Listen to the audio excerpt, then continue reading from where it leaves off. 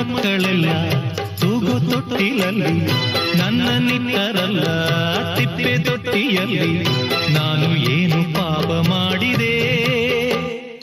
ಅರ್ಧರಾತ್ರಿಯಲ್ಲಿ ಅರ್ಧ ನಿದ್ದೆಯಲ್ಲಿ ತಾಯಿ ಹಾಲು ಎಲ್ಲಿ ಲಾಲಿ ಹಾಡು ಎಲ್ಲಿ ನಾನು ಯಾವ ದ್ರೋಹ ಮಾಡಿದೆ?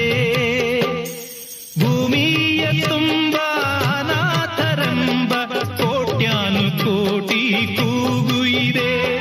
ಗ್ರಾಚಾರ ಬರಿಯೋ ಬ್ರಹ್ಮ ನಿನಗೆ ಎಂದೆಂದು ಅವರ ಶಾಪವಿದೆ. ಉತ್ತರ ಇಲ್ಲ, ಪ್ರಶ್ನೆಯೇ ಎಲ್ಲ, ಕೇಳೋ ದೇವನೇ. ಅನಾಥ ಮಗುವಾ